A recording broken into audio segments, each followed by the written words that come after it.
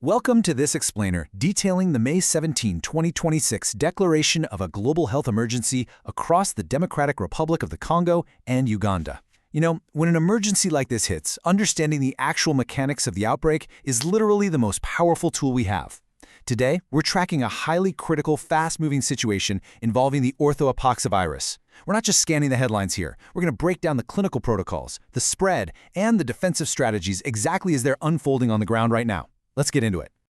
Okay, so why exactly is this specific outbreak an international emergency? Well, it comes down to a chilling contrast. There are 6 known species of this virus, right? Now, you might actually be familiar with the Zaire strain from past outbreaks. And for Zaire, medical science has actually developed approved antibody treatments, things like Inmazeb and Ibanga. But this outbreak? This is the Bundibugyo strain, and unlike Zaire, there are currently 0 approved treatments, 0 approved vaccines. We are facing this completely barehanded, relying entirely on aggressive infection control. To really grasp the gravity of this situation, we're going to investigate this outbreak almost like a suspect profile. We'll cover 1. The new public health emergency. 2. How does the Ebola virus spread? 3. Symptoms and diagnostic methods. 4. The defense and infection control strategy. And 5. Travel measures and post-exposure. Section 1. The new public health emergency. Ground Zero. The Ebola virus is currently striking some very specific regions, and figuring out exactly where the fire is burning is our very first step in containment. In the DRC, the epicenter is in the Ituri province, specifically hitting areas like Bunia, Rampara, and Mangwalu. But here's the thing, the virus hasn't stopped at the border. Cases have also been recorded in Kampala, the bustling capital city of Uganda. This kind of cross-border movement? That's exactly why a coordinated international response was officially triggered on May 17th. Section 2. How does the Ebola virus spread? Transmission paths.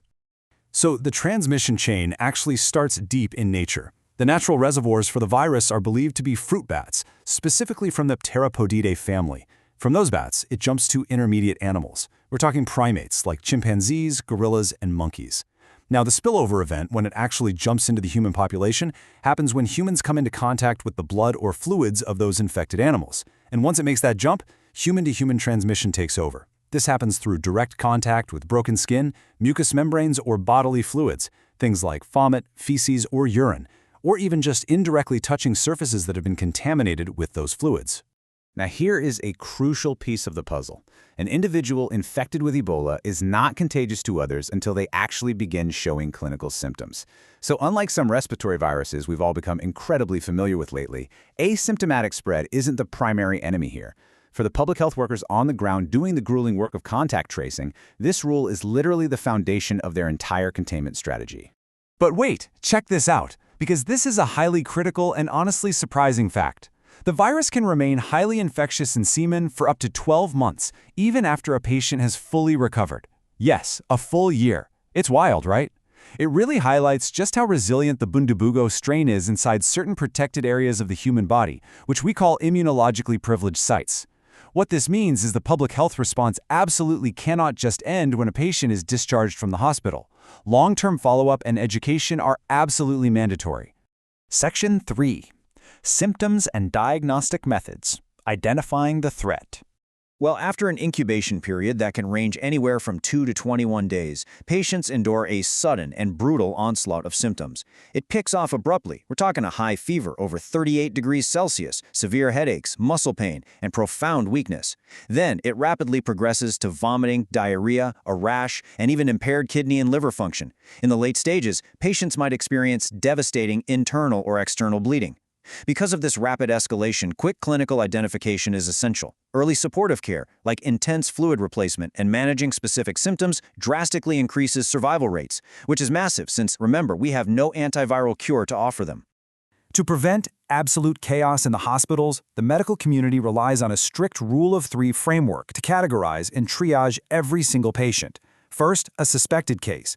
That's someone showing symptoms who has traveled to an infected area or had contact with a sick person or animal in the last 21 days. Second, a probable case. This is a suspected case that actually has a direct epidemiological link to a known confirmed outbreak case.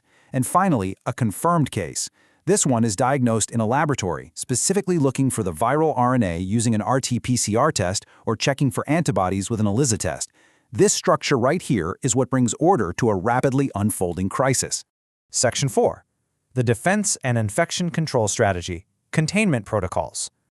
At the facility level, containment means establishing a unified triage checkpoint right at the hospital entrance. Every single person is screened before they even step foot inside. If someone flags as a suspected case, they're immediately isolated in a single room, ideally a negative pressure room so air doesn't escape into the hallways. There's also a strict, heartbreaking, but absolutely necessary no visitor policy.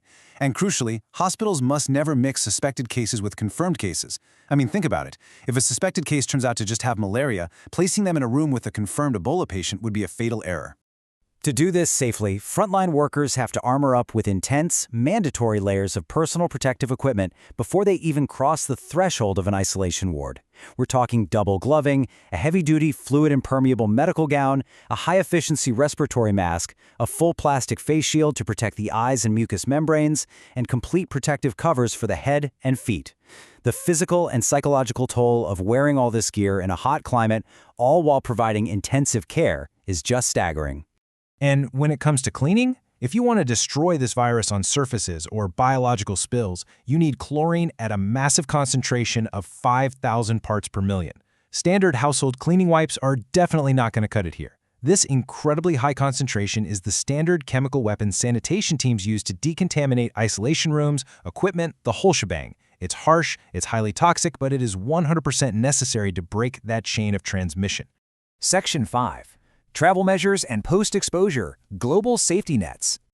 While completely shutting down borders might feel like the intuitive move for you and me, global health protocols actually prefer enhanced exit screenings. Why? Because you need to keep essential supply chains moving while still trapping the virus at the source. Closing borders entirely usually just leads to illegal, untracked crossings, which actually spreads the virus faster in the shadows. Instead, the move is to set up rigorous health questionnaires and temperature checks at airports and border crossings for anyone leaving the outbreak zone.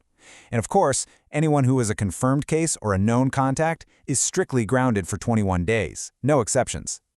Now, even with the best PPE, accidents happen. If a healthcare worker suffers a needle stick or a mucous membrane exposure, there are 4 rapid response steps that are quite literally the difference between life and death. 1. Stop the procedure immediately. 2. Wash the exposed area aggressively with soap and water. 3. Report the incident to supervisors instantly. And 4. The worker must be monitored incredibly closely for 21 days. It's a terrifying waiting game, but taking immediate action drastically reduces the viral load entry. The reality is, the virus remains incredibly dangerous even post-mortem. Because of this, tragic but rigid burial protocols are necessary to prevent grieving families from becoming the next victims. When a patient passes away, the viral load in their body is at its absolute peak. Therefore, burial teams must handle the deceased in full PPE, place the body in leak-proof bags, and conduct immediate burials in sealed coffins.